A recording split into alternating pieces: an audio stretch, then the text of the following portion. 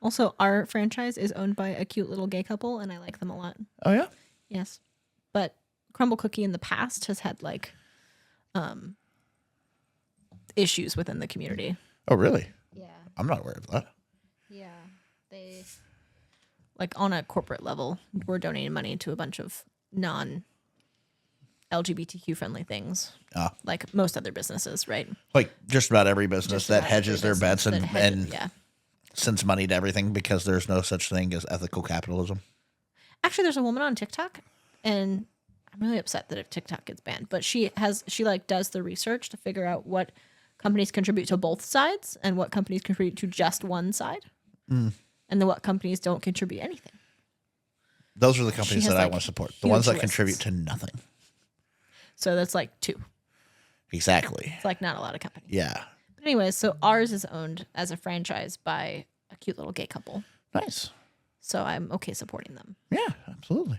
Because the money goes to that. Even if the corporate is the problem. For sure, for sure. Stop licking yourself. Well, welcome everybody. My name is Prussian. This is Lucky. Hi. And welcome to our first episode of... No, it's not. I mean, this is our third This time is our recording third the first time episode. recording the first episode. This is not the first episode. That's fair. You will never see the other 2 recordings of it because, well, no audio in the first one. Well, there was audio. It was 34 minutes of audio for an hour and a half. And hour and 40-ish minute It podcast. skipped around. Yeah. And then the Selective second one, the video formatting, though I had it set in 4K, lots of numbers. decompressed down to 720. It was a whole thing. Anyway. Lots of numbers.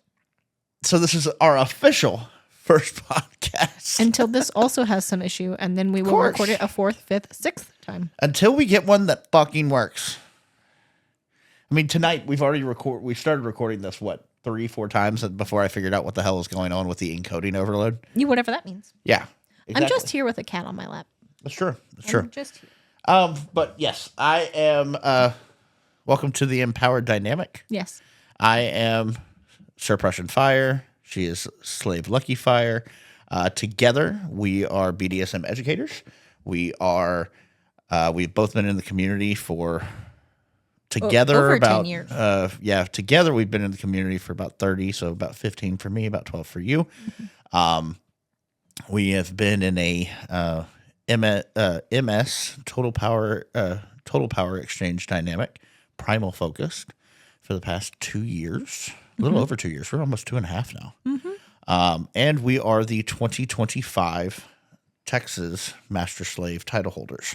Mm-hmm. If that meant anything to you, you're in the right place. If that didn't mean anything to you, you're going to learn about it if you continue to hang around.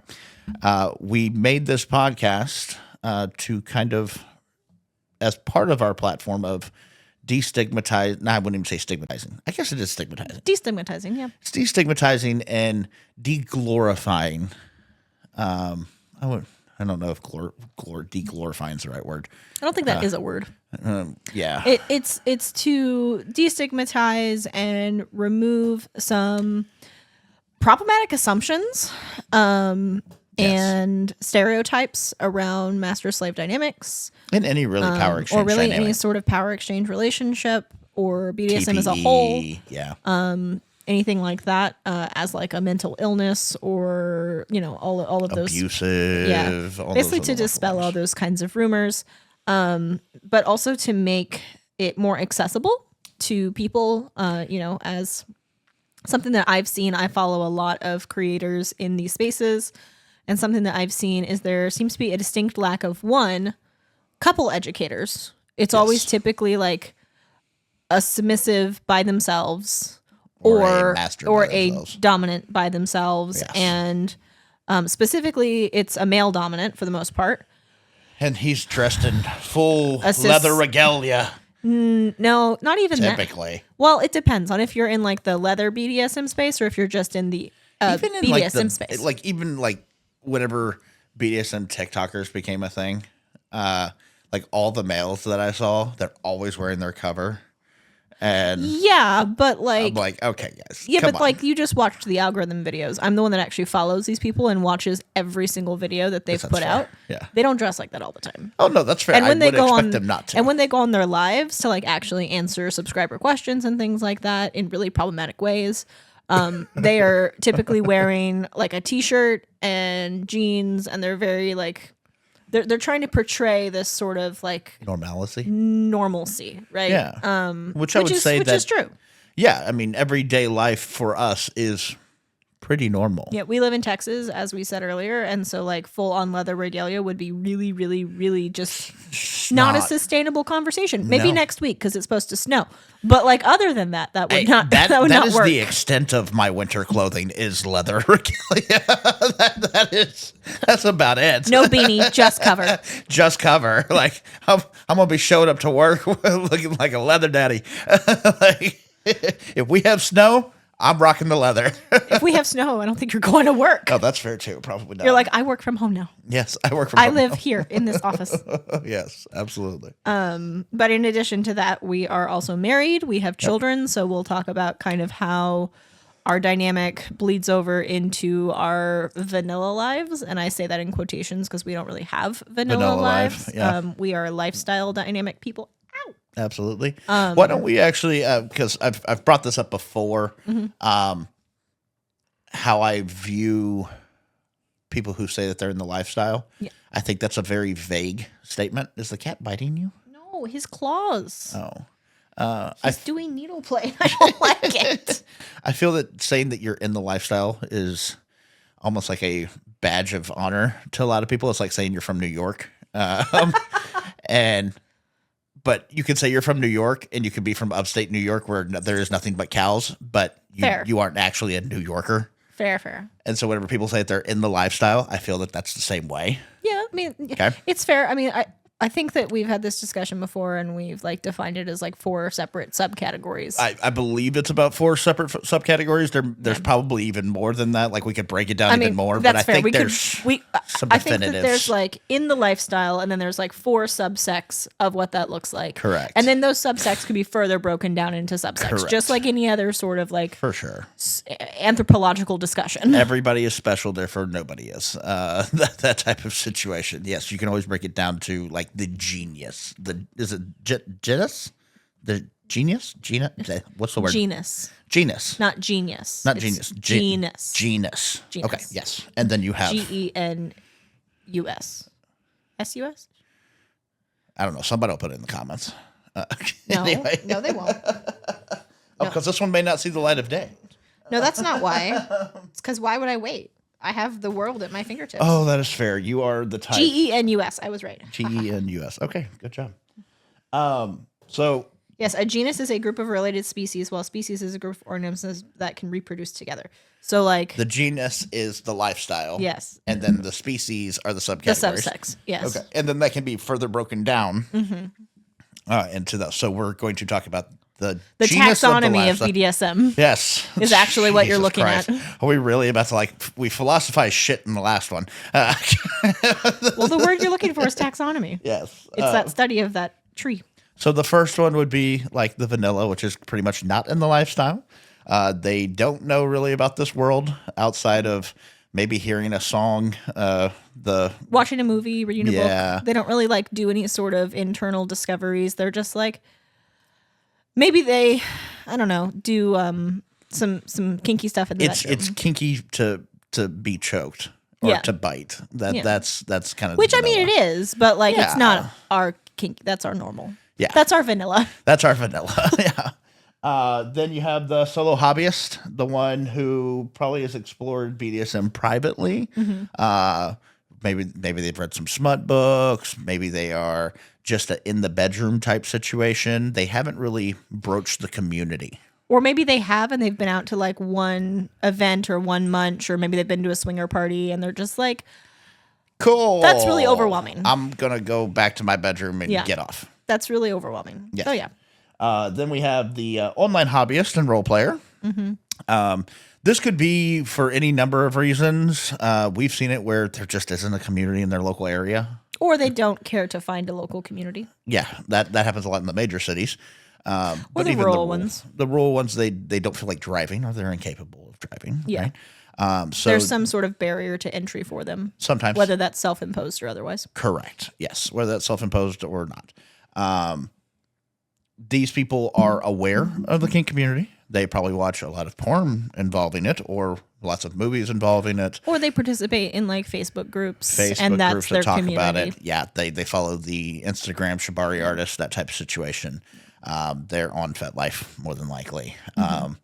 But that is their extent. Like, they know that there's more of a world out there. They are not Seeking that. personally involved in it, and IRL. Or even like they maybe were involved with it and then they decided that that wasn't for them anymore Yeah. because of circumstances involving children or partners Correct. or Yes. a job, etc. So Yeah, like absolutely. they're kind of the people that have more knowledge than either of the other two categories. Correct. Yes. I think each one kind of, it increases the knowledge of this life. Or the assumption of knowledge. That is absolutely fair. The assumption of knowledge is massively a thing. Then the next one would be the occasional community member. These are people who have been out to Munches probably a couple of times. They've attended some kinky parties. You know, they've participated. Yeah, maybe Right. they go out to like one event a year, or maybe they go out to a munch like once a month or something like that. They're not really super duper committed to it. Like it's an important part of their life, It's a hobby, but it's not their life. necessarily their life. Yeah. Yeah. And then we have the final category, which is pretty much us. We are lifers. There is not a part of our life that really kink is not at least closely associated with. Yeah, kink leather, BDSM, power exchange, like all of our relationships, not only with each other, but like with other people that we consider our friends, are things that we have developed within the community. We don't have really vanilla friends. We have vanilla acquaintances or people that we put like maybe I would a say minimal like investment into. Work and neighbors.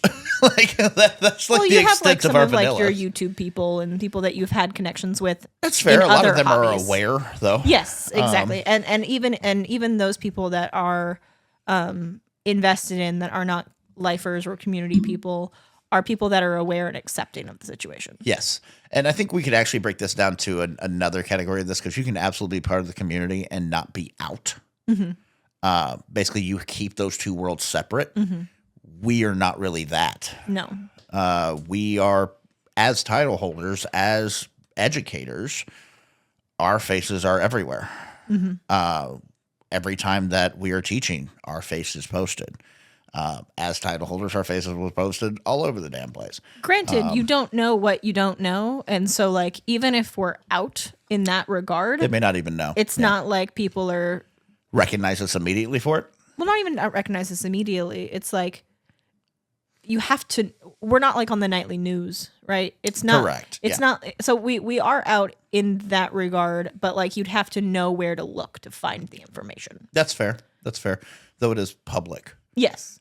You still have It to go is. and seek It is it out. Seek it out. accessible. Yes. But it is not necessarily searchable unless you know what you're looking What you're for. looking for. That's fair.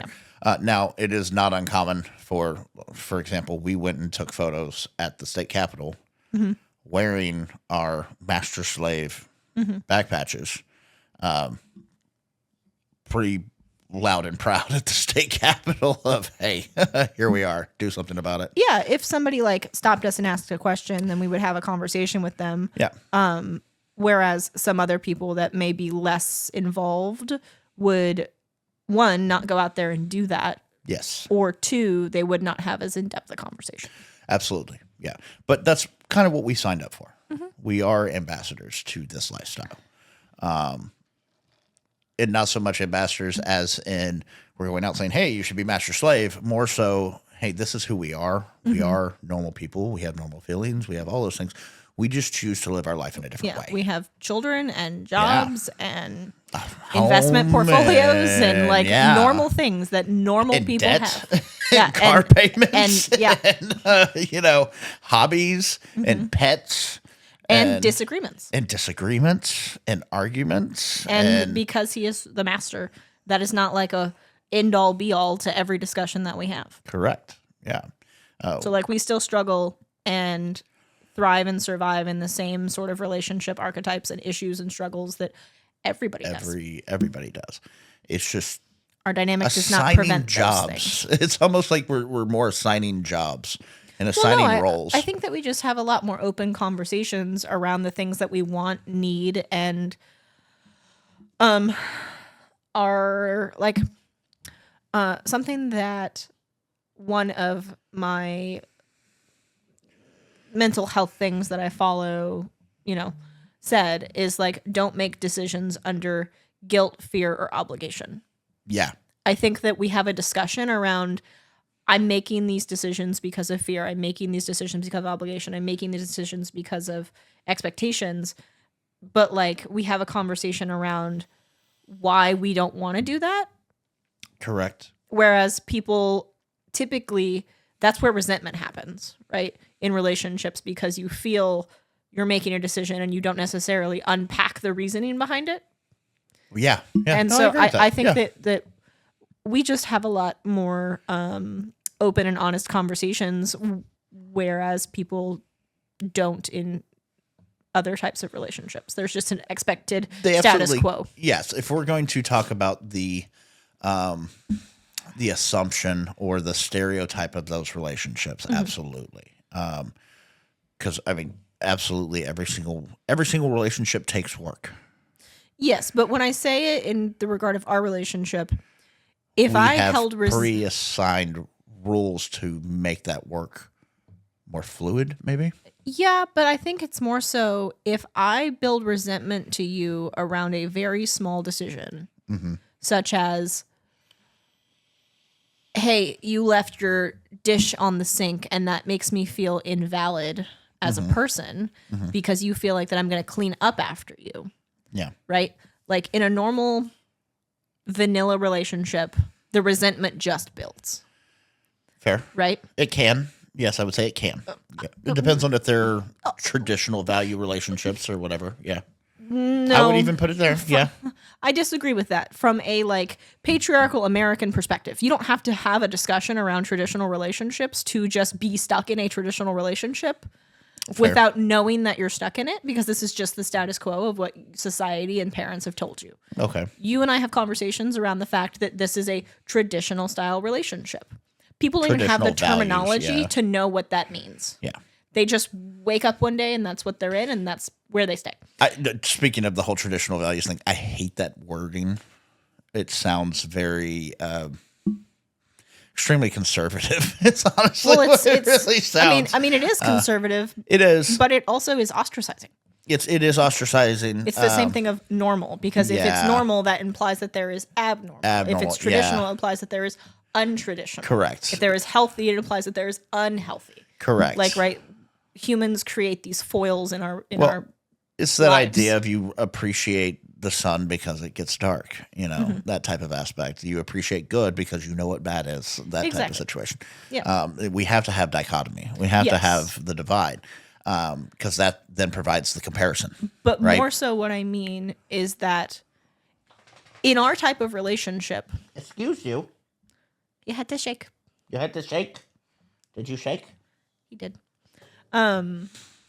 If we allow resentment to build over a cup, yes, and we don't talk about the resentment that's building, that resentment will bleed over into much more serious portions of our lives relating to play. And like, there can't be TPE if there's resentment. Yeah. And so we don't allow resentment to build in our relationships. We have conversations around those things before they become resentment. That's the difference, in my opinion, and why people think that people in community or people in BDSM communicate better. We don't communicate better. We just communicate more often. But we're getting off on a tangent. The reason I have a disagreement there, just because I have seen plenty of people in MS dynamics that have allowed resentment to build over small things. That doesn't mean that that's healthy for their relationship. It's not healthy for any relationship. No, it's not. I think it's the choices that we make and the difference is the choices that we make in the way that we choose to define and live within our relationship. Agreed. Now, we do often say that people in the BDSM community or in power exchange dynamics do have better communication skills, but that's kind of inherent just being in a kinky lifestyle, because we focus, especially being in a community, we focus very heavily on the communication and that words have meaning, that you have to focus on common definitions. Because I can say blue and you'd be like, no, that's more royal blue. Cerulean. Yeah, we're still talking the same thing, but we're not talking the exact same thing. We're on the same page, but we're not on the same line. No. That we are very particular, or we can be very particular in our wording, and so we have to have higher communication skills. And so whenever that comes to like our dynamic, we talk all the time. We have those set in place. You have rules specifically Which for you I just found out there's follow. a new one today. Apparently my cup goes in a specific place in the car, It does. even though it's never gone there before. Absolutely goes in a specific place in the car and has gone in there every single time. You just haven't realized it. But for the communication, because I hate that cup holder. for the communication aspects, you're not allowed to have inside thoughts. Is that annoying sometimes? Absolutely. Not to me. No. Is it entertaining? A lot of the time. But where that started was that you were required to tell me whenever something was bothering you. Because otherwise, you would let it bottle up and cause resentment. Well, I wouldn't even not let it necessarily cause resentment. It's more so that in previous relationships, when I would bring something up to somebody, it became a situation where it was more about their reaction to my feelings than it was about Your feelings. my themselves. feelings. Yeah. And about what, like, it wasn't like a, hey, I understand why you feel that way, and I'm sorry that is how that happened. That's not how I intended it, but I understand that was the impact. Yeah. Right? Like, that's very much our conversations a lot of the time. Sometimes, yeah. But it was more so that I'm a horrible person and I can't believe that I made you feel that way and I don't deserve to live. It became about them. Exactly. And it's like, okay, I already feel horrible about this situation. Why are you making this worse? Why are you making it worse? Yeah. And so whenever, and also like, even as a child, my parents never talked about anything that was good. It was always bad. Always they brought up only problems, Only right? the bad things, yeah. And so I learned that I should only really address things when things had become enough of a problem for them to be a big enough discussion. Yeah. Is that healthy? No. But is that something that I came into our relationship aware of and made you aware of? And so therefore we made like agreements around those things? Yes. Well, I kind of want to talk about how that started out. I told you that I am very much about addressing issues when they happen. And I am very much, because I come not only from the leather side, but also from the MC side, and from the military as well, that once a problem is addressed, so long as it does not repeat, it's done. It's not brought up again, right? There's a lot of people who will say that, but proving it is a completely other thing, right? You were very much of, well, I can't do that because of this is what has happened. So what we ended up settling on was we had Our monthly check-in. We had a monthly check-in where we would go out on a date, we would have a good time, but during part of that, we would stop what we were doing. I would come with bullet points and receipts. Well, I was about to get to that. We would have the airing of grievances of, hey, this is what you're doing. This is what I want you to do. Or this is what you're doing. This is how it makes me feel. This is what I want you to do. Yeah. And you came with an entire list. I came with bullet points and receipts. Yeah. Yum. And so I let her go, and she went, and she went, and she went. And then she's like, do you have anything? And I'm like, no, I've already brought them all up. Yeah, this went on for probably about, 6 months. 6 months. And then you started catching on that, oh, no, he's actually he's right. If I bring them up It's to not him, that you were then right. It was more so I like you had provided the proven space. you had modeled the behavior that you were wanting from me that I was incapable of giving you at that time, yes. at that time. And by modeling that behavior in a positive way, and like I also modeled for you positive behavior a because lot, every yes. single time that you brought up something to me, I did not do what previous people had done. Yes. We had a conversation about it. Yes. We never blew up at one another. We very Correct. rarely blow up at one another. Yeah. I think we've had like one blow up. Yeah, one or two. Yeah. Yeah. Which is like a pretty good ratio. Man, that's great compared to some of my past relationships. That's fantastic. Does it bother you? What? Does it bother you that our relationship doesn't have more No, dear stress and God. toxicity to it? No, not at all. Like, I do enjoy chaos. I absolutely enjoy chaos, but I don't want chaos in my home.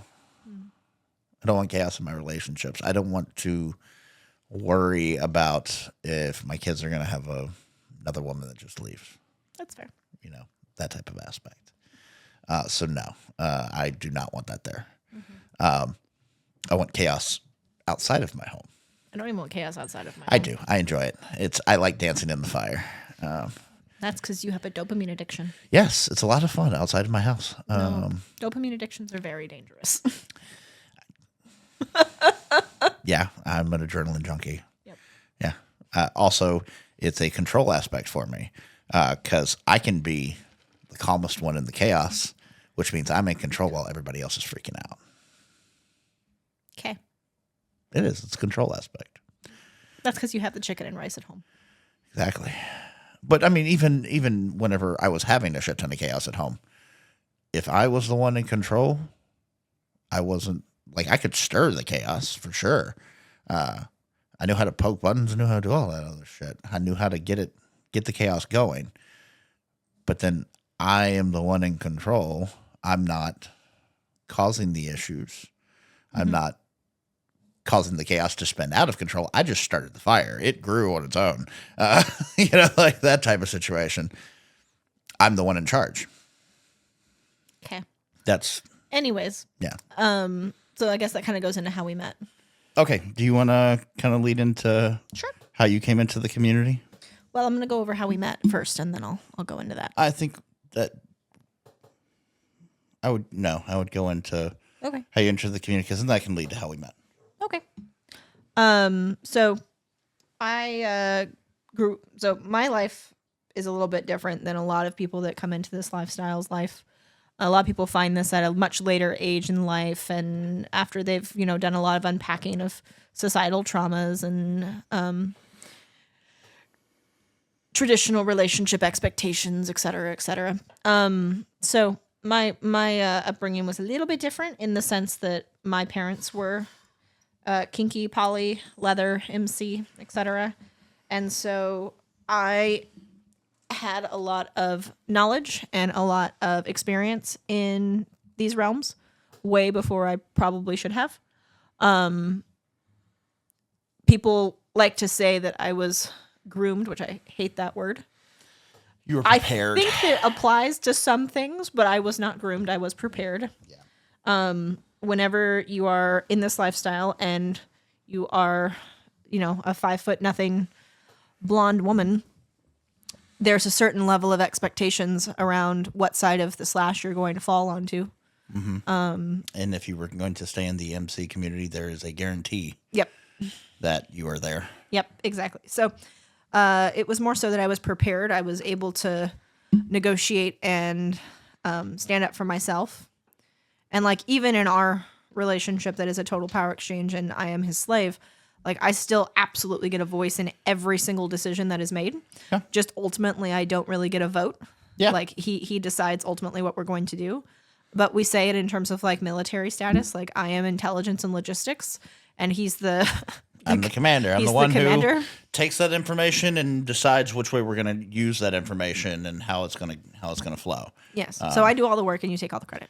That is not 100% accurate. It's also not 100% inaccurate. It's not 100% inaccurate either. Yes. But we play to our strengths. I have a lot of issues of indecisiveness. Yes. Because I am someone who is logistics and intelligence, I have lots and lots of things to look at and lots of things to dispel into decisions. And I don't make decisions very well. I do for other people, but not for myself. Correct. And so therefore that's where he comes in. I give him all of the information. And then he ultimately makes the decision based upon the information that I give to him. Correct. So we play to our strengths in that regard. But so going back, I had a lot of knowledge and vocabulary and all the things. So when I came into the lifestyle, I was like a couple days out of 18 and was at my first event, first munch. And I realized that all of the people around me that were anywhere near my age in this specific group that was like 18 to 35, they had significantly less experience and knowledge and just like all the things that I had already come in with. And so it was not possible for me to be on the slave side or S-type side or right side of the slash, as it's called, because I could outsmart, outmaneuver, overpower physically, emotionally, and mentally, like all of these people around me. And so I started on the top side of things because I could not trust people enough to allow them to be in charge of me, basically. So I did that for a few years, like the first 3 to 4 years that I was in the community, but I wasn't really fulfilled. Yeah. Like I was very much service focused. I was very much someone who was like a people pleaser, and had a lot of those traumas from childhood. And so I was not fulfilled in having someone cater to my every expectation and cater to my every whim. I wanted to be the one catering to somebody else. And so as I developed a reputation and basically stayed in the community for longer, I was now seen as someone that had experience, even though I already had experience, but I was now seen as someone who had experience and who had been around for a minute. Yeah. And so now people started coming out of the woodwork that were outside of my age range. They were like in their like 40s or 50s, or at least late 30s, over the age of 35, and started kind of like seeking me out in that regard because I was looking for to be someone's bottom, at minimum in play, right? Yeah. But more so in a lifestyle perspective. And so was in a couple different relationships, mostly like DDLG, which is daddy Don little girl, or like caregiver focused relationships. But even still, those sort of relationships focused still very much to my needs and not necessarily me focusing to someone else's needs. And then in my most recent relationship, he, while very much older than me, had been in the community for about 6 years, 3 actively. And so I was at like 10 years in at this point. And so it was a very big knowledge gap, even though he Experience gap. and Yeah. a very big experiential gap. Yeah. And He had the life experience of being 40 something, but the kink and power exchange experience of a newbie. exactly. Yeah. And so we had very different definitions around what power exchange was, and also like how someone like me manifested in that relationship. We're still together. We're just not in the capacity that we were. Yeah. We're just not in the capacity that we were. Still very good friends. We've been together for going on like 6 years now. Yeah. We've been together going on 3, and we've known each other for 10 before this. 10 plus.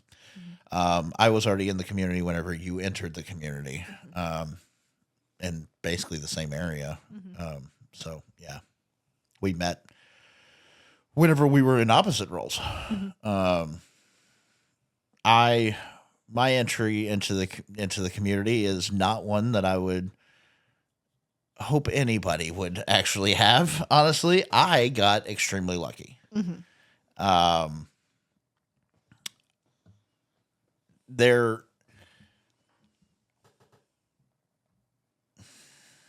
How do I say this? I was in the military.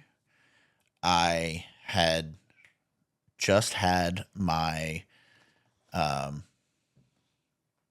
first wife leave and take our children. I was depressed. I was feeling like a failure. I was stuck in Texas. Military locked. Military locked. I was going through a very, very rough patch in my life.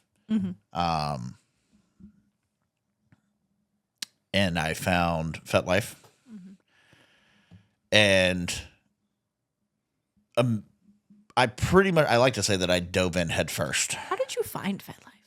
Was it like in the military? Someone had this? Like what? No, what was your like? It was entry? like I was boyfriend. Oh, okay. Yeah, basically seeking some sort of like release, some sort of escape type situation. Yeah, very much like our upbringing in the community was very different in the sense that mine was like kind of expected. Well, no, mine was like seeking validation. I was born into the wrong like gender to be taken seriously in an MC.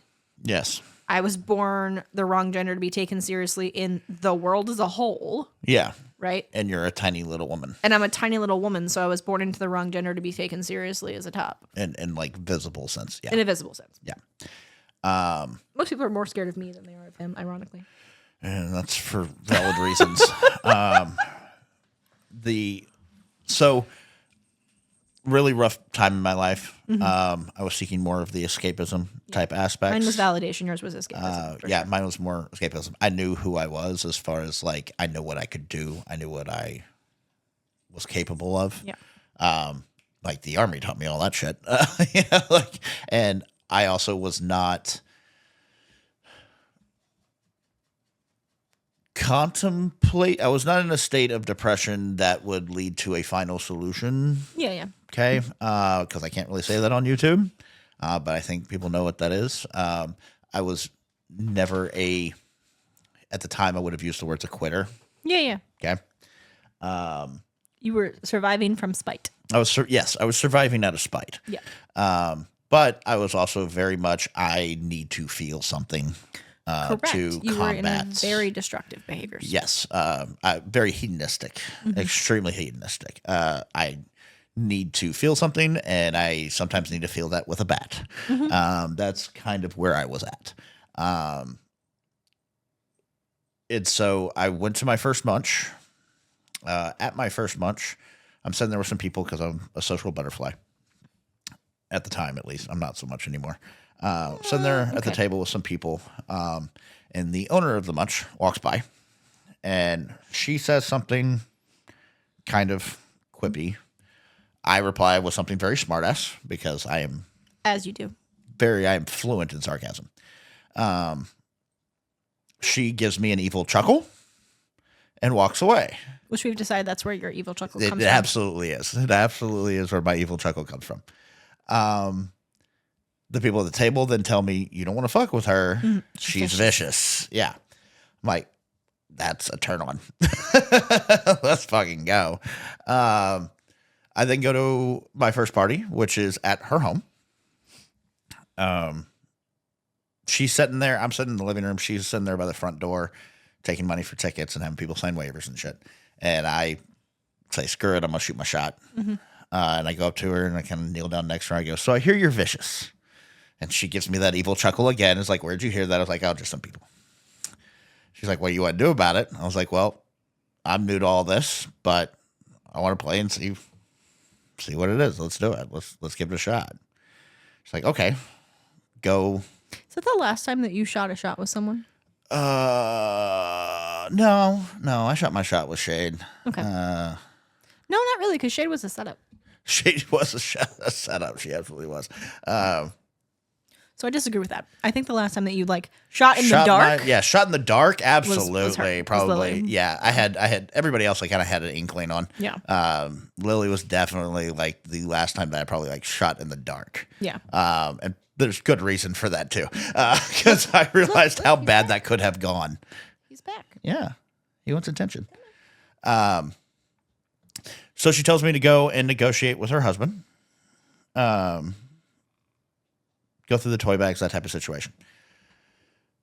I have freely admitted that I am new.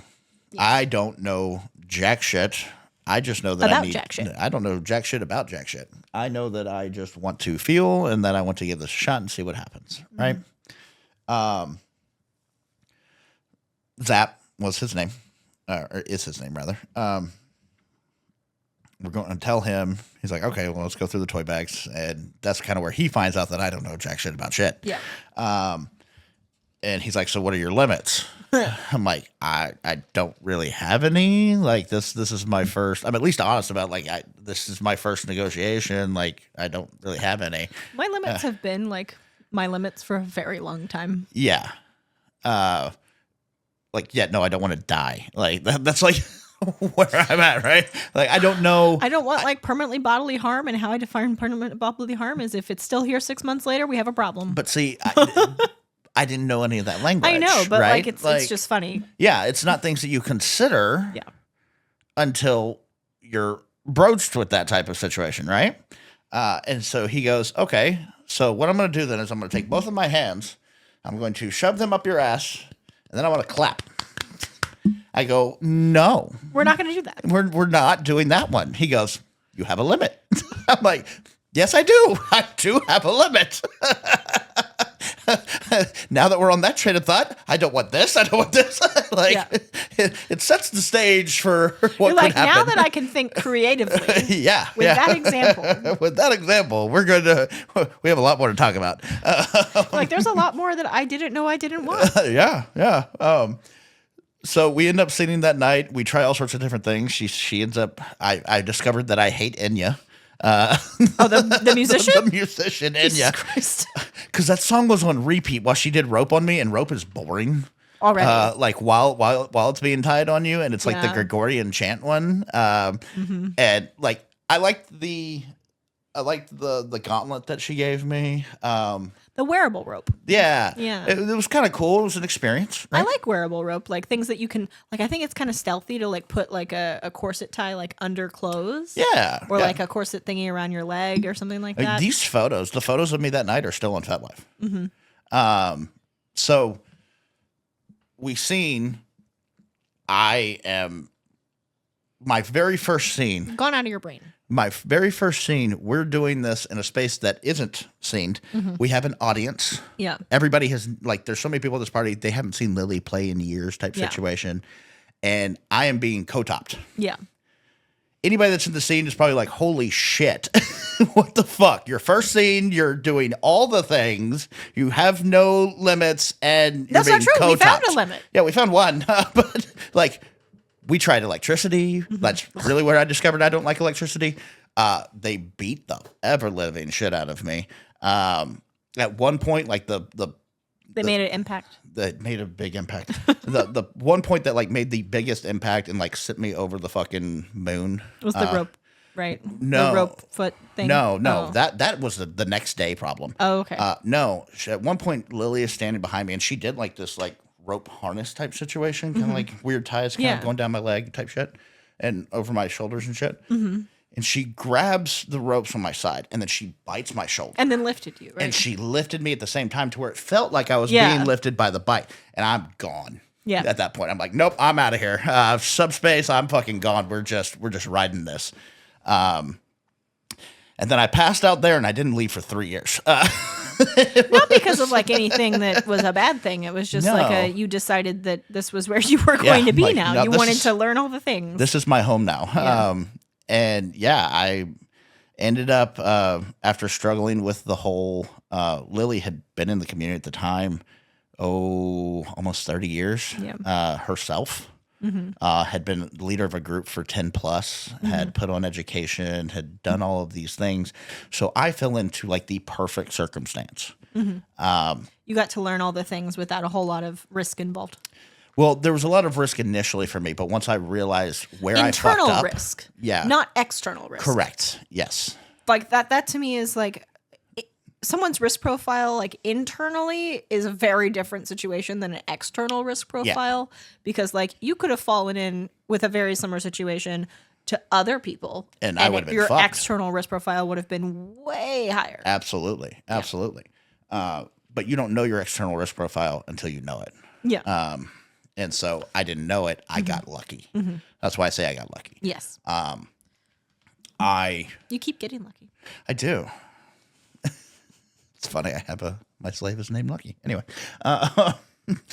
Mrs. Slave Wife. Yeah, Mrs. Slave Wife. So I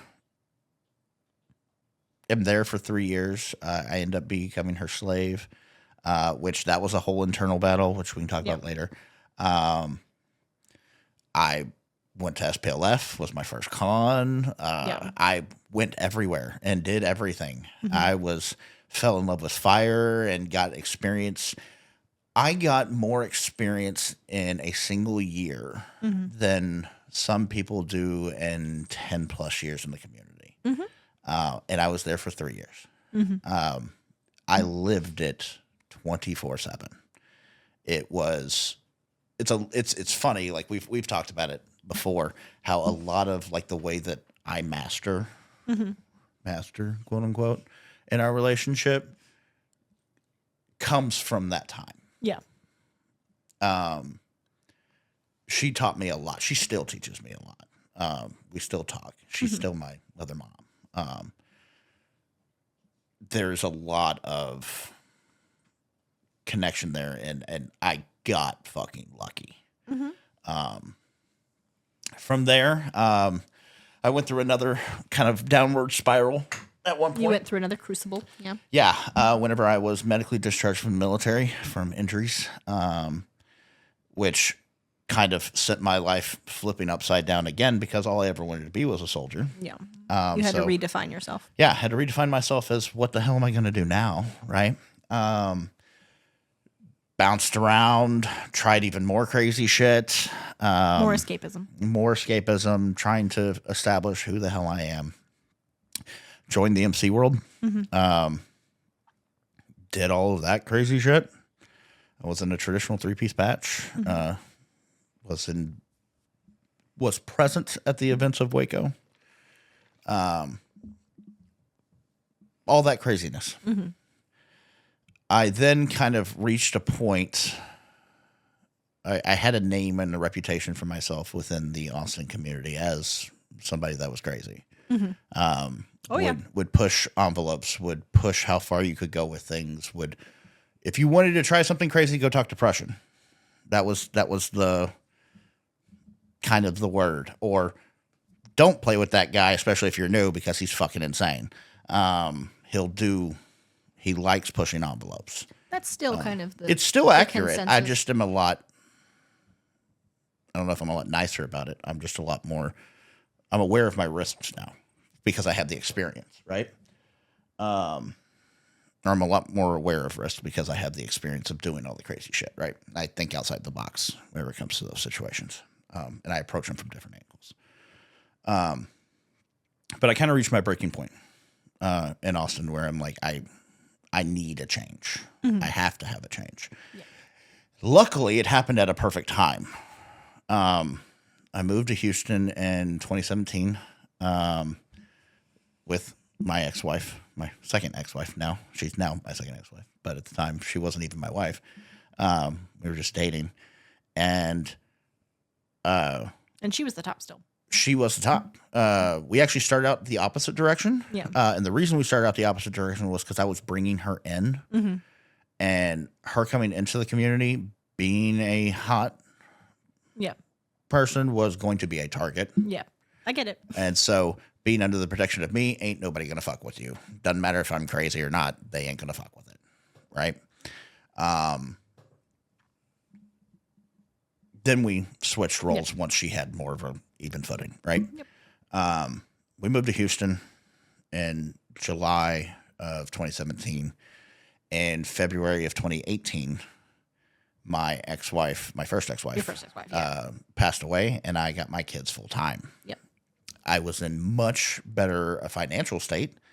I was in much better of I wouldn't say mental state, but I was. You were in a different mental state. I was away from all of the things that I had gotten into. Traditional toxicities, yes. Like the initial toxicities. That you yes. had. Yeah. And I had to grow up quick. Getting my kids full time, I had to grow up quick. You had to stopped. stop playing fuck games. Yeah, I had to get my shit together. And that's really whenever I began kind of topping over is the term for it is topping over, but really it's whenever I took more control and more responsibility for my own actions and for what I did and what my responsibilities were. Because I viewed it as those are my kids. They're who I'm responsible to. Then it caused me to grow up kind of quickly. Now that took periods of years to get to where I am now. But that's where it started, at least I could say. And then that kind of leads into meeting you. Meeting you again, or how we started at least. How we started in this type of situation. Because I was still going out to Austin occasionally. And people were seeing a change, but they never got to really see what I was doing anymore because I had kind of pulled back. Yeah. Even here in the local Houston community, I was involved with one group. Yeah. I didn't venture out too much.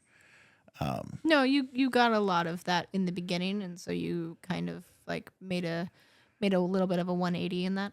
Yeah. So yeah, that kind of leads into how we started. So do you want to share that story? I can. Yeah, go ahead. I'm going to fix that light while you're talking. Thank you. I wondered why it had gotten so much brighter in here. I was like, my sensory overwhelm is happening right now. Yeah. So, like I said, we had known each other for, I don't know. At the time, a decade. At the time, about a decade. About a decade. Yeah. And we had always like flirted back and forth and I didn't want to touch you with a 9.5-foot pole because you were an idiot, frankly. Well, I had the reputation of being crazy. Well, not only that. I was a man-child. Yes, but not only that. You were in a lot of toxic relationships. And I really don't want to be associated with that toxicity. Yeah.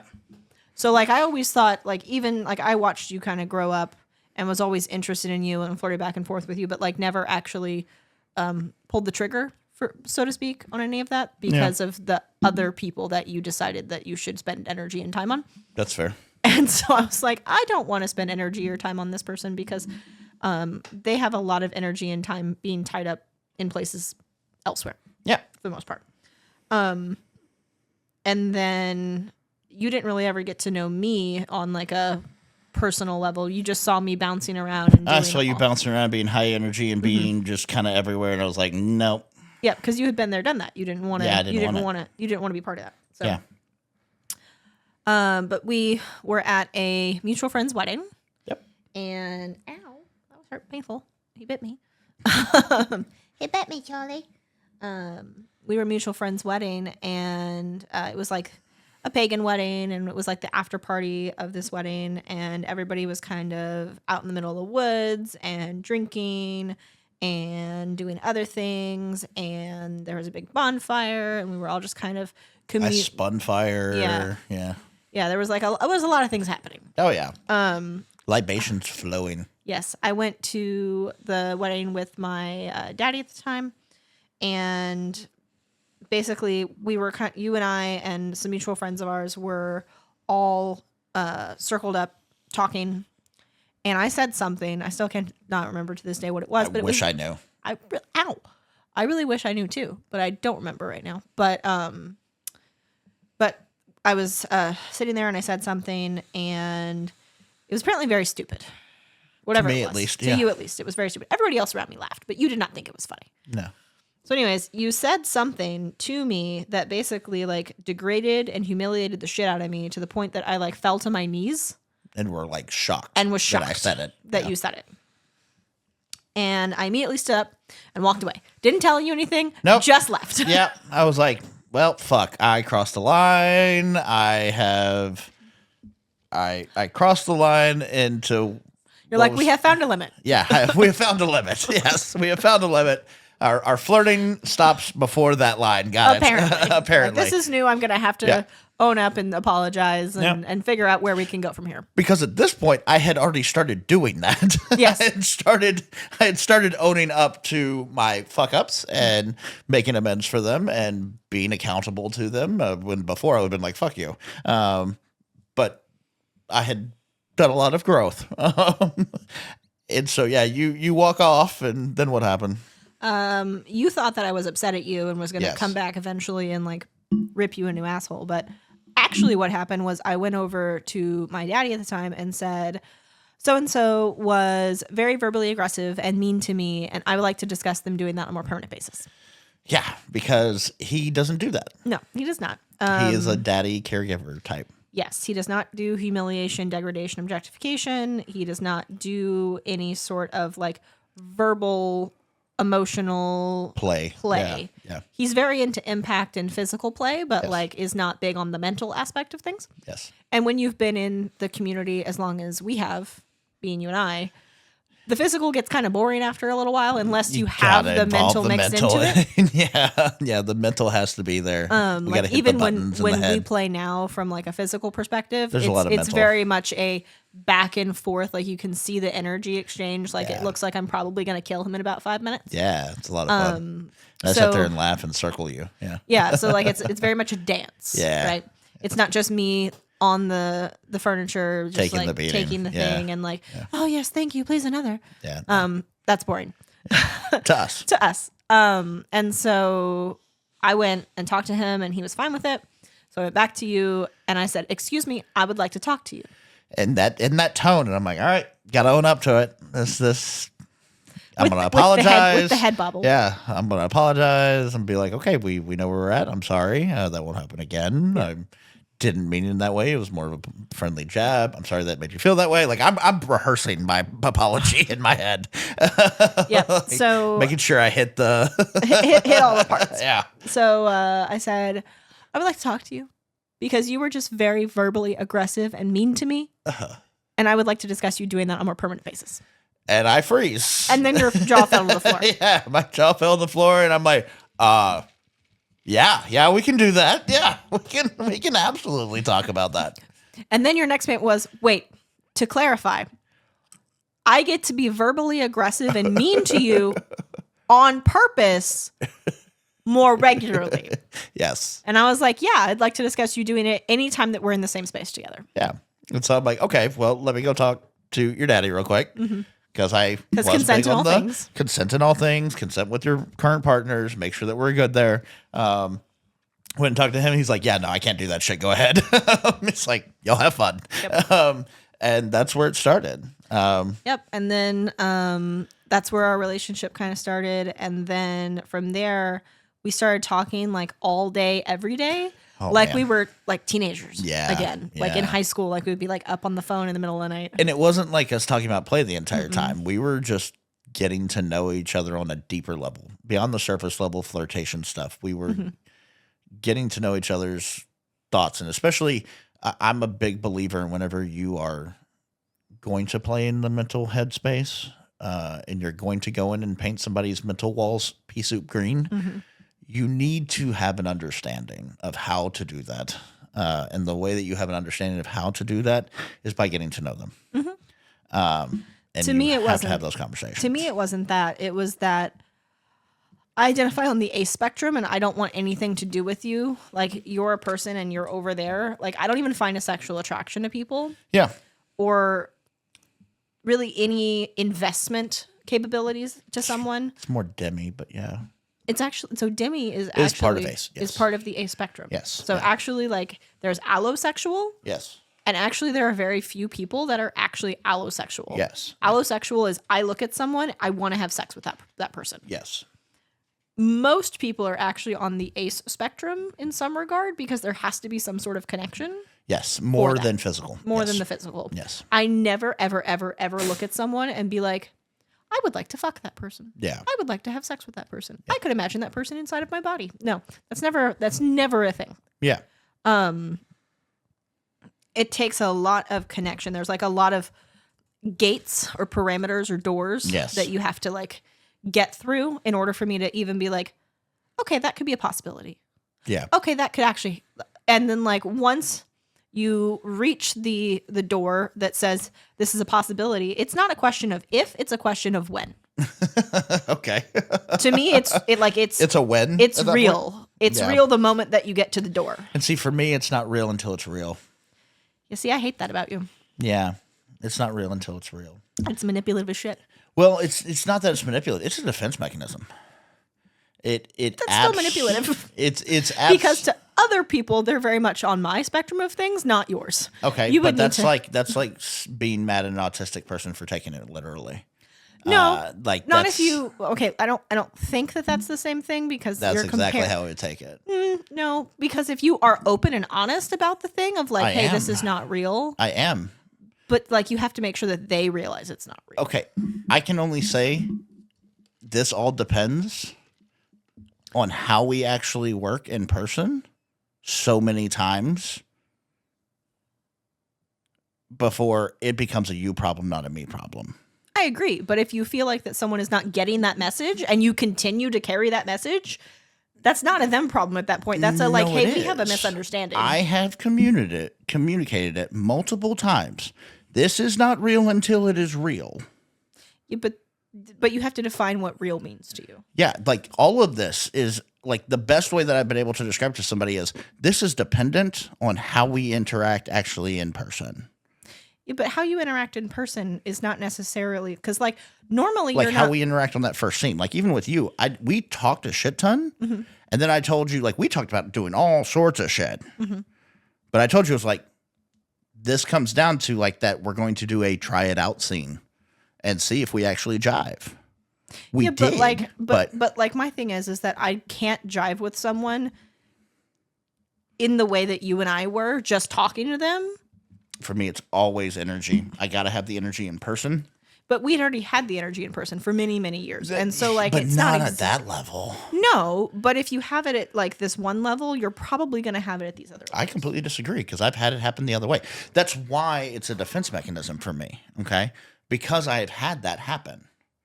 I've had that happen where where you're writing your checks type situation where the checks have been written and then we have that first scene or whatever and it goes horrible. The energy is not there. It's not right. And I'm like, no, I can't go any further with you. Which is fine. Or they don't meet even that bare minimum expectation, right?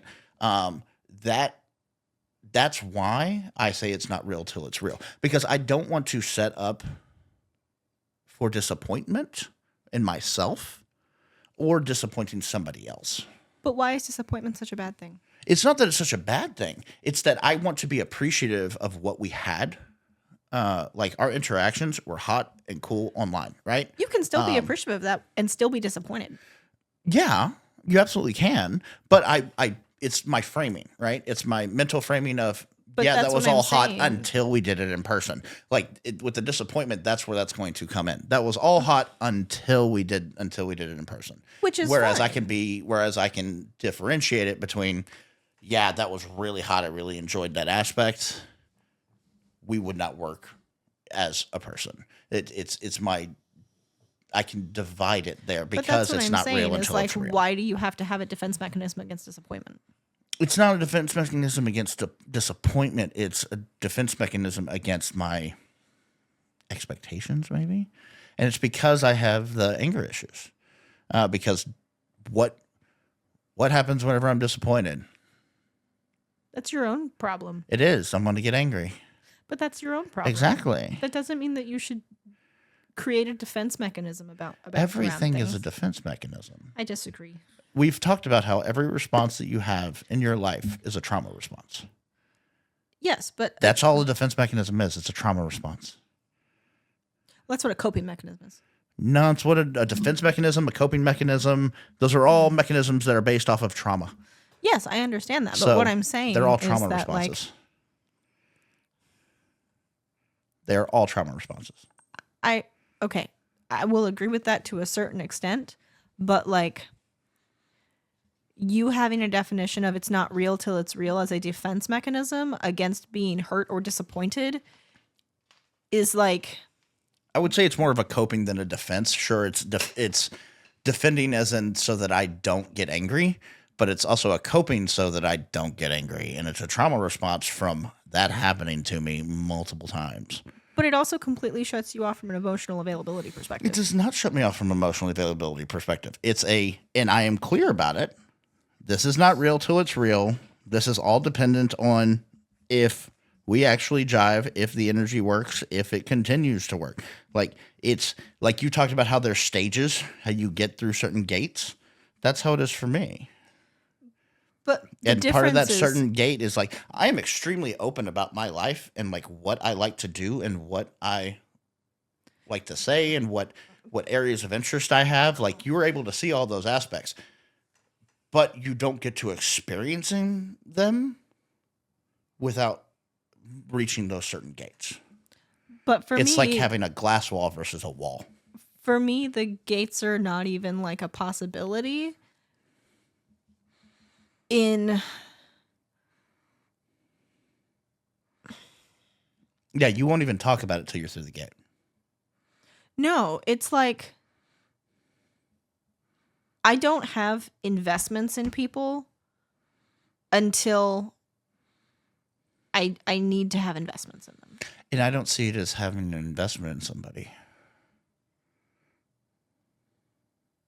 I don't understand. You don't have investments with people. Like you aren't going to share those details. You aren't going to go to those links and fantasies or whatever without having an investment in them, right?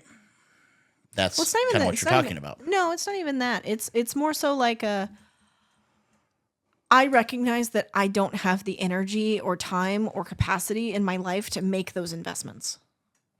And I don't see it as an investment. Want to make those investments. I don't see it as an investment. It's just talking. But that's what I'm saying is that you need to have a discussion around like, how does someone else feel about that situation? Not just how you feel about it, but like if someone else is taking everything that you're saying and saying, this is going somewhere, this is whatever, this is an investment for me, and you're not making the same investment, that's what I mean about emotional unavailability. That's fair. However, I again am clear. This is not real, or this is dependent on us actually jiving. Like I have said that numerous times and then still gotten in trouble for it. Mm-hmm. Whenever I have conveyed that, it's not my fault that they didn't get the hint. To an extent. And it's not even a hint. I'm being blunt about it. Okay, well, I think that that's something that like you need to consider your definitions on, because my definitions of somebody jiving or vibing can happen in a conversation. If you are developing you can disagree. You can jive conversationally. But I'm saying is that chemical bonds happen before physical situations ever occur. Sure. And so like words can release the chemicals that. Yes.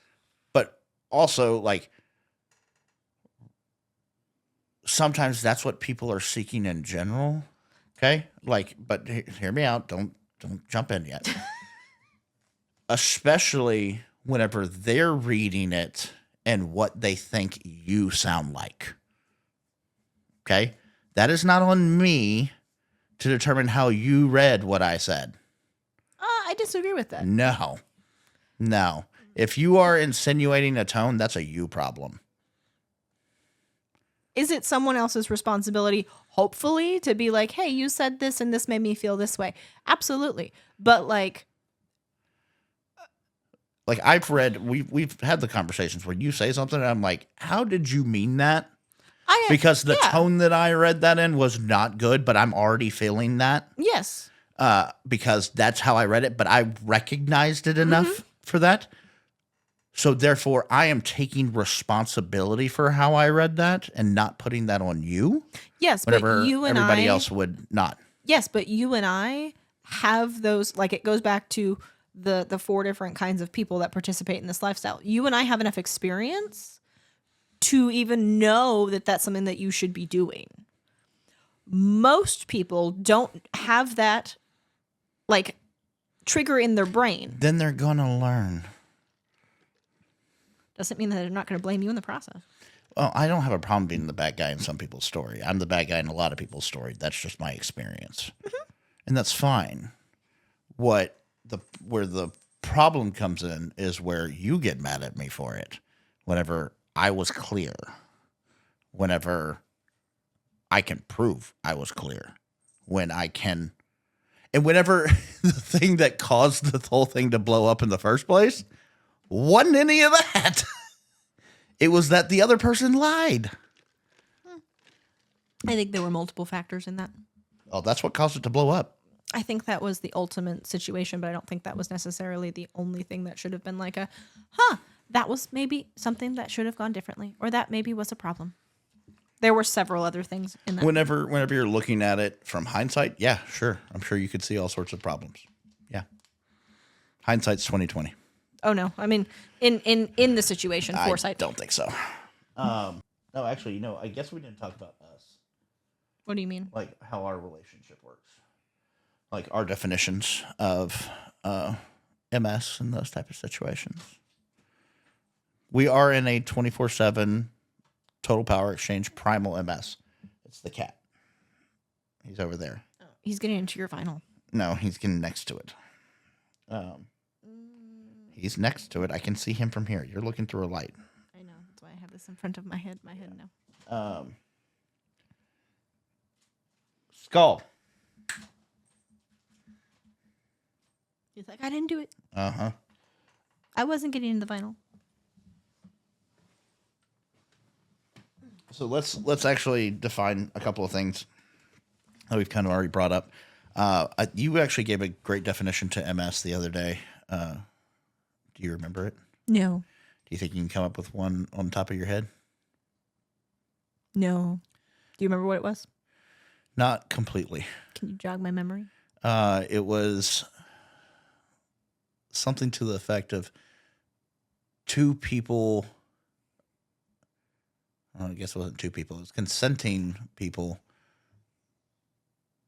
Oh, I remember what sort of, maybe. Tell me if this is what it was. Okay, go for it. It wasn't necessarily like my definition of MS. It was my definition from our MS. That's perfectly fine. Because my definition of MS as a whole is very different and very informed by societal expectations Of MS? and pop culture and all Yeah. the things Fair that we enough. talk about that are problematic. Yes. Because you should be able to define your master slave how you want to define it. Fair. So from the perspective of our master slave relationship, it is that I am a whole person. I have agency, autonomy, personal responsibility, all the things that make me able to participate in this lifestyle and to be a human being, an adult. However, I give away those things of my agency and autonomy to him in totality, meaning that he could micromanage every aspect of my life if he wanted to do so. He has full authority over every aspect of my life. Yes. However, he does not exercise that full authority over every aspect of my life. Because that would drive me nuts. Correct. So that would drive him nuts. But if he circumstantially wants to take over authority of an aspect of my life or permanently take over a authority and aspect of my life, then I have already given him that full authority to do so. So in terms of how that manifests within like our MS dynamic, I can come to him and say, hey, we're going out to this thing. What would you like me to wear? Good job, Seth. What would you like me to wear? And then he'll say, give me 3 options, which we've now actually determined does not actually help me in any regard. Yes. So we've actually kind of changed and morphed that expectation or protocol into Skull. All right. Both of you all are about to be kicked out. Because you're pulling on this and you're moving around. technical difficulties. Just kidding. Not actually difficulties, just animal I'm gonna have to shenanigans. edit all that out, so it's fine. Anyways, So now we've determined that then he can say that he wants me in a dress or pants or something more specific, and then I can give him choices from there because he does really well with like 3 choices. Yep. But before, when he said, bring me 3 choices and gave me no direction of what choices to choose from, I was like, this does not actually help me because I am still looking at 14,000 pieces of clothing in my closet. And now instead of having to come up with one, I now have to come up with 3 from all of these options. Yes. Yes. And also, I'm not going to actually pick things that I want to wear. I'm just going to pick random crap. Yeah. Yeah. So it wasn't aligning to the actual goal of what the What that was protocol or providing. expectation was. Yeah. What are some other things?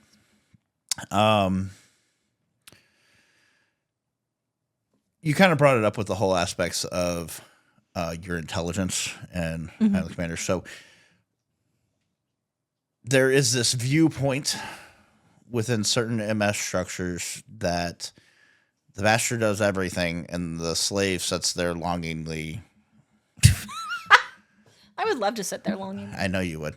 That they are their piece and that they do whatever the master says and all that type of situation. Doormat mentality. Doormat mentality. That is not how, if that works for you, that works for you. But that is not how our MS works.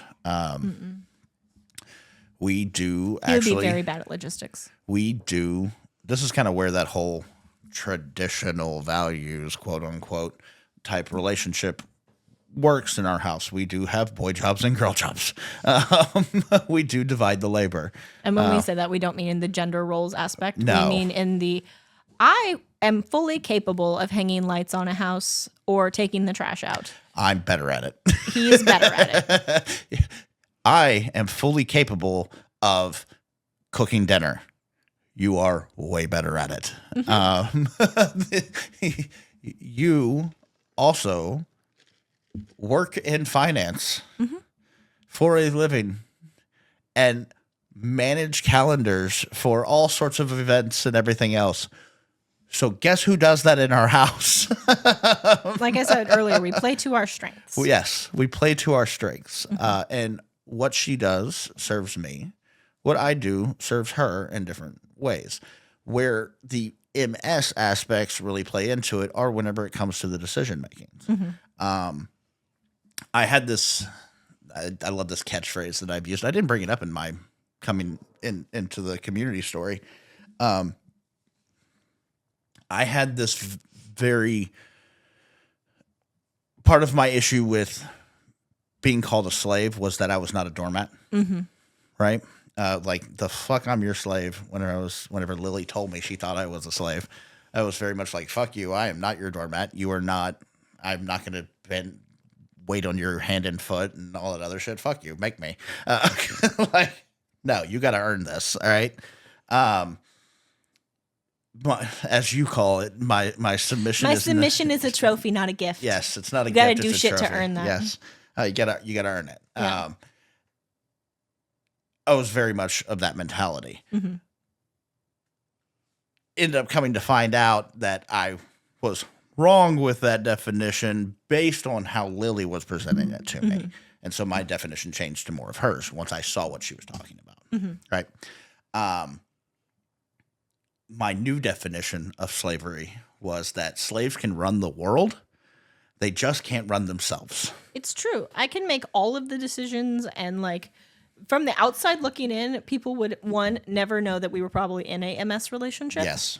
Like Because it doesn't look like what you envision whenever you say MS. No. And there's probably a lot of people, honestly, like just stealthy in the world, running these types of relationships that are not within our communities, and we just don't know who they are because they are normal people. Oh, it cracks me up to like look at certain podcasts that would fit our niche. Yeah. And like from episode 1, they're wearing collars. Yeah. I'm like, I know where you're at.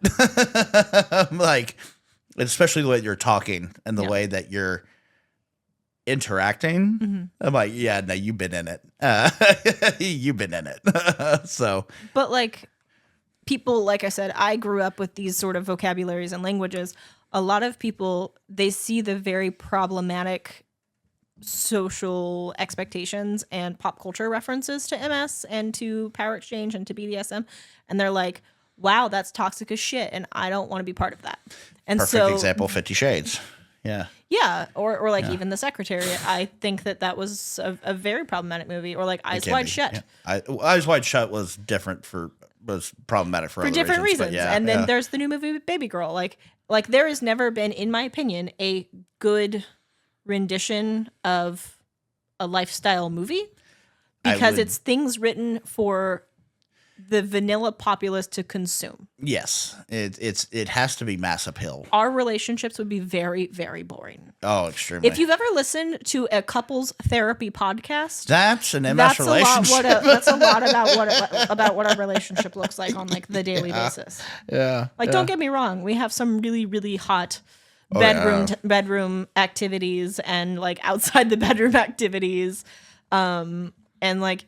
Sometimes our bedroom activities are like on the kitchen counter activities, but like at the end of the day, at parties or exactly. Yeah. But at the end of the day, like that's not sustainable. We still have to go to work. We still have to like pay bills and raise children and do like normal life things. We have that's the fantasy versus the reality. Exactly. And that kind of leads into why we're doing this as well. MS for a long time.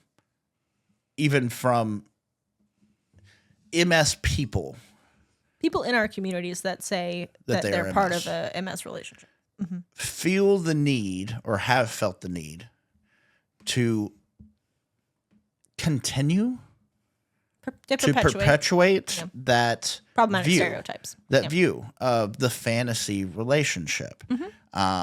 The master is always stoic and commanding and not a goofball at all. And the slave is very cutesy, very demure, very mindful. Not a brat and a fucking hellion at all. Not got the quickest smart ass mouth that you've ever seen. Yeah, exactly. Never. And so part of this podcast is to kind of dispel that, to show that it takes work and that we're kind of dissuading that fantasy because part of people perpetuating that has made it to where that, especially for the newer generation, they see MS as unattainable.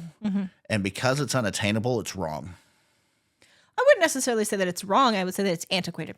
Well, it's it's antiquated. They don't identify as slave because they don't see themselves as that. Yeah.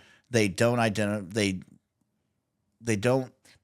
as master because someone has told them that you can't come in and say that. Yeah.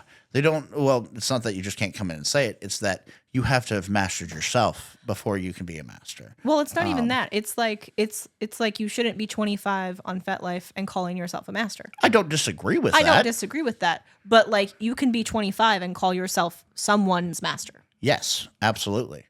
Absolutely. If you're willing to do the work. I'm going to hold you accountable to what that word means to me. But I'm going to give you that respect and I'm going to help you.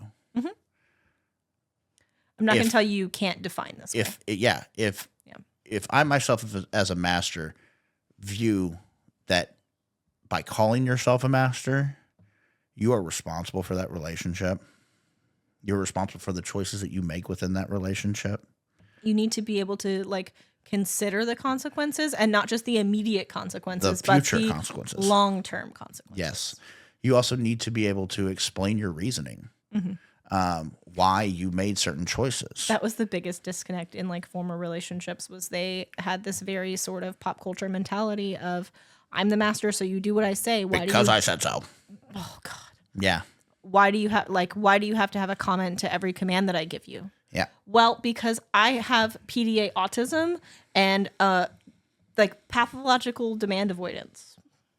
I am going to tell you no. So I'm going to tell you no. Yeah, you got to convince me or make me. Yeah, you've got to exactly. You have to convince me why you're right. Yeah. Or you have to be able to make me. Yeah. And so I am going to hold you accountable to my definition of what a master is. But I'm not going to like come at you and say you're not because you're 25. Because, well, not only that, it's like you're not going to come up to someone and say, you're not a master because you don't live up to my standards. Yes. You're going to say, hey, these are my standards. Yeah. These are what I expect of you if you're going to call yourself that. Yeah. And these are the ways I'm going to help you Yes. and teach you if you're 25. If you're 20. And you're open to learning. And you're open to learning. Yes. Because there's a very big difference between being like, I'm not going to you force can call myself yourself to learn on master. you. These are my parameters. And not to say like that means that we're the end all be all. God, no. Not by any stretch of the word. If you want to be 25 and call yourself master or slave or whatever, and then you want to go out and just like fuck around and find out, like life has this great thing of natural consequences that happen. You will quickly find yourself on the receiving end of that. Yeah. Like we recently came across somebody in the community who thinks that only masters can be males. They can't. Yeah. They can't be females or femme presenting. Yeah. All women need to be need to be submissive and need to like carry the household. The line that was given to Lily, literally in front of me, and Lily is female. The line that was given to me in front of Lily was that she had just not found a master strong enough yet. Yeah. And I was like, she gonna fuck you up. like, please have that mentality because I just want to see what happens. That's what I was told. Like, as someone who identified as a slave but with bratty tendencies, was that I just hadn't found somebody that could put me in my place. Yeah, no. It's like, why would you want to like change this fundamental thing about me? Yeah. Like, you obviously don't want me as a person. You want your idea of me or your idea of what I can give you. Absolutely. Versus wanting me. Versus wanting me. Yes. And like, that was a huge struggle for me pretty much in every dynamic I've been in or relationship I've been in, both from the top side and the bottom side. It was like, you came into this relationship with expectations that you never voiced to me and never communicated, and then got mad at me for not meeting those expectations. Yeah. For not being your fantasy. It's the vanilla stereotype of I can fix him. Yeah. That type of aspect, yeah, right? Exactly. Yeah. And like, for the most part, like, are there things about me that you would change or like request to change or like just for like the longevity of our relationship? I would say tweak. Yeah, but like I wouldn't change, but tweak. Yeah. But I think that it's unrealistic for somebody, like in the beginning, there's nothing that you want to change about a person, right? Because like you're just full lizard brain. Oh yeah, it's all NRE. It's all fuck. Well, it's not even just like all that, but like yes, it's that. But it's also like, but it's also like you don't know this person enough to know what the flaws are that bother you. Yeah, like right. I whenever you would lose your phone all the time, it was cute. And almost 3 years later, it drives me up a fucking wall. Like we laugh about it still, but it drives me up a fucking wall. Mm-hmm. Like I heavy sigh and I go, where the fuck is your phone? Yeah. And I don't know. Mm-hmm. Like I am. Yeah. It drives me nuts. Yes. And I'm sure there's plenty of things that you got on me that drive you nuts. There's a reason we have separate offices now. But that's what I mean is like in those first portions of a relationship in the honeymoon period, people think like, oh, this person's perfect. This person's wonderful. This person's my soulmate, blah, blah, blah, blah. But like they haven't gotten to know this person on a deep enough level to be like, wow, there's these little tiny things that really stress me out. Absolutely. But like after that initial phase, and once you get into the phase of like, holy shit, these things stress me out, I don't feel like it's unrealistic to be like, hey, can we adjust this? Can we adjust these things for the longevity of our relationship? Mm-hmm. Like, and like I don't want to build resentment over you not. I don't want you putting the spoon next to the sink versus putting it in the dishwasher to turn into he doesn't love me. Exactly. That type of aspect. Exactly. We actually just recently had a thing with that as far as the I think it's stereotypical male aspect of I have clothes that I've worn once that are not dirty. And so that's ADHD. That's not male. That's just ADHD. I think that's also male as well. That they don't get hung back up. They get laid in a certain place. The doom pile. Yeah, the doom pile. And It's this isn't dirty enough to put it in the dirty clothes basket. Yes. But it's too dirty that I like don't want to wear it to work again. Yeah. I'll wear it at home. Yeah. I think somebody like the breaking point that I heard, like I even experienced it this morning. If I sweat in it, then it's dirty. That's like the viewpoint, right? Last night, whenever we went to bar night, my jeans smell like cigarettes this morning. I was like, nope, they're dirty now. Like I couldn't put them back on. I was like, it hit me. Like I wore them for that meeting that I had to rush into online. Yeah. But I was like, oh God, no, I'm not wearing these into work. Yeah. Like they're going to the dirty clothes pile, and they did. Like as soon as I got back in there, it was. But what he's not saying is that I got very, very frustrated at his pile of clothes that just hung out by our bed. Yes. Because I knew he was never going to wear them again. Yes. He might wear the shorts that he wore in the house yesterday today when he's in the house. Yeah. Maybe. Yeah. But if he got out of the shower and he like looks at it and is like, no, I don't really want to wear those because of like some internal thought process of like, maybe that's a sensory thing and I just don't want to wear those shorts and when, but like he won't pick them up now and put them in the dirty clothes. No, they're in the doom pile. They'll just stay there. They stay in the doom pile. For days, sometimes weeks. Yeah. And I'm just like, what okay. we have established now, you found somebody on TikTok that talks about make the ADHD work for you type situation. Yes. Yeah. What she talks about is that humans are very, very efficient. Yes. And so like if there is the whole type of like it's called desire. It's called a desire path. Desire pathing, yes. Yeah. So like let's assume that this is a concrete walkway and this is a concrete walkway. Yeah. And there's a grass patch right here in the middle. The desire path is that humans are going to not going to go around here. They're going to circumnavigate this corner and just go through here. Yeah. So really what they should have done when they planned the sidewalk is put one through the freaking grass. Yeah. Make it curved, or a curve or something like that. So humans do the exact same things in our home. Yes. And so like what we've done is that, okay, so he obviously feels like that this is where his clothes go. Yes. Right next to my right bedside next table. to his bedside table. And I get annoyed about the fact that there's a pile of what should be dirty clothes on the floor. And I don't want to walk from here to all the way in his closet where his dirty clothes basket is and put them in there. So I got a secondary dirty clothes basket and just put it by the bed. And so now where I take off my clothes by the bed and would normally just throw them on the floor right there, there's a basket there now that I go, oh, basket. And the process is it hasn't changed. It has not changed. Literally nothing has changed. Nothing has changed. But I feel better about it because I'm like, okay, so this is the desire path that his brain has created. Yes. We did not have a conversation about this desire path. It just showed up one day. And so there's a basket. Hell yeah. So like I had been having conversation after conversation after conversation after conversation of like, hey, I feel like that if you are going to do this, it means that you don't care what I want. But really, it's not that he doesn't love me because he puts his shirts on the floor. Yeah. It's that he just has a desire path and he's wanting a more efficient way to love me. Yeah. And so, like, I was not giving him the appropriate desire path to love me. Although it was kind of funny the other day whenever you were doing all that laundry and I go in to take my clothes off and there I'm like, hey, where's my basket? I appreciated the basket being there. Because I was doing laundry. The basket was in the laundry. Exactly. I was like, where's my basket at?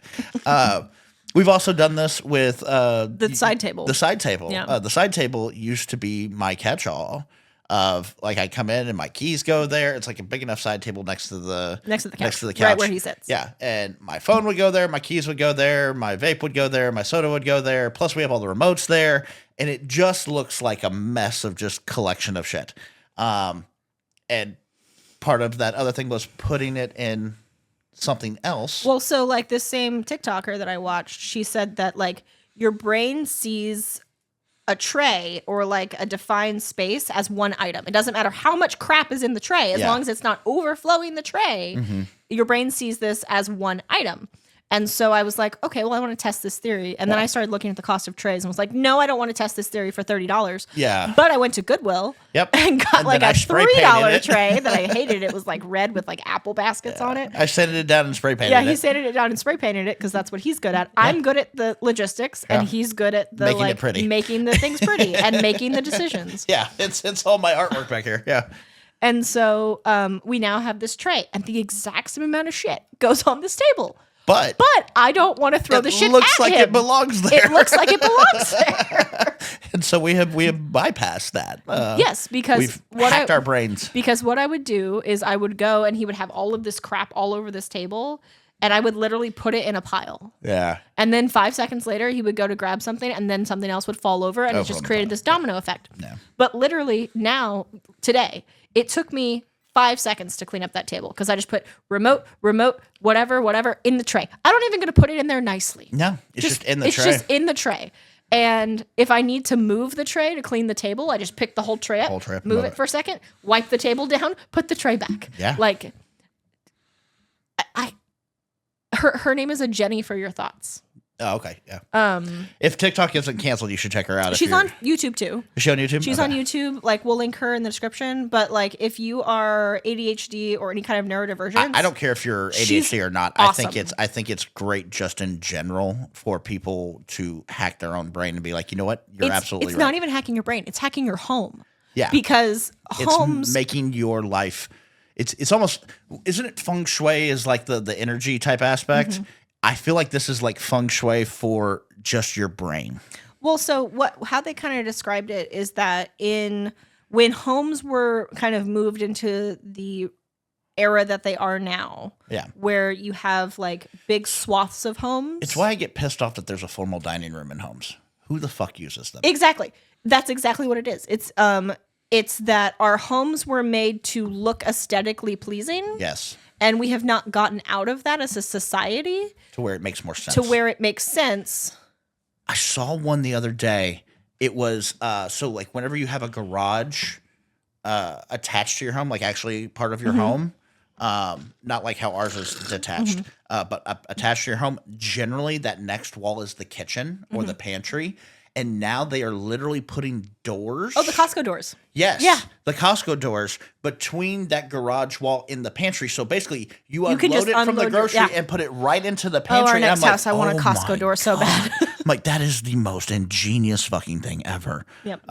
Or they're putting laundry chutes because normally you have like your laundry machines in your garage. Yeah. And you have like your mud room. Yes. Right? It's like the mudroom is just this aesthetic room that you put crap in. Yeah. Instead, just put a fucking hole in the wall so you can literally just drop your and put dirty your baskets clothes right there underneath it, so it just goes right into it. Or it just drops straight in the washing machine. Yeah. Yeah. I mean, you got options there. Yeah. Like, but yeah, humans are learning now as we like get more efficient at hacking our own homes that our homes are not for aesthetic. They should be where we're comfortable and where we live, and we should make them be livable. Something that we want and that is efficient for us. Yes. Not what society, again, going back to societal expectations, like a lot of what this podcast will be about is just discussing like why society is a problem.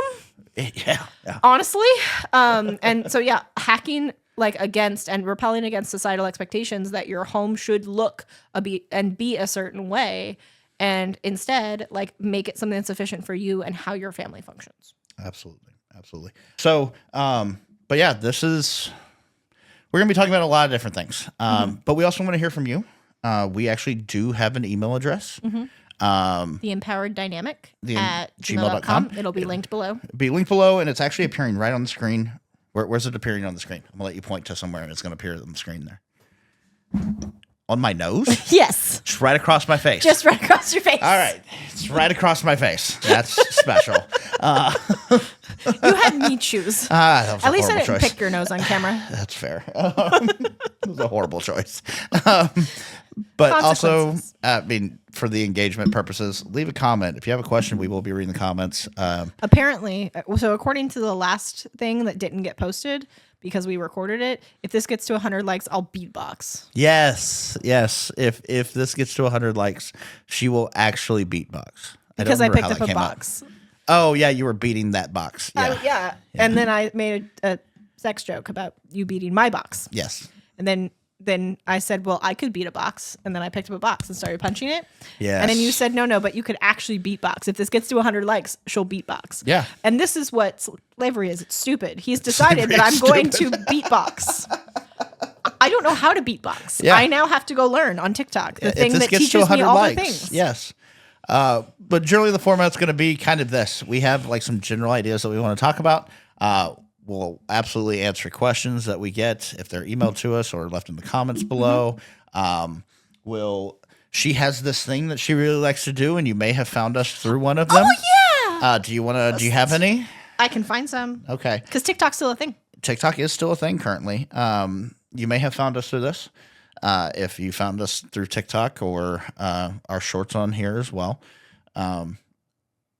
She calls it my favorite time, but it's really Master's not. favorite time of night. Yeah, okay. It's really not. She just likes saying that. Because generally these questions are dumb to some extent. Sometimes they're good, and they absolutely cause conversations. But They do. But we should probably, before we go into this, like say goodbye on this episode. You can catch it no, on it's a going to be short. part of it. It's going to be part of it. Oh my God. This episode's going to be so long. It's fine. This has been a very long podcast, and I probably will break off those last sections. We'll see what happens. We'll see what happens after editing. That's editing Micah's problem. But thank you all again for joining us. Again, this was the Empowered Dynamic. Yep. This is our first of Probably 3 many. tries episode. Yeah. It's third time on the first try. Hey, third time's a charm. Yep. Third time's a charm. But our handles are down below if you want to reach out. Emails down below, all of that. And we'll see you next time, guys. Have a good one. Bye, and thanks for all the fish.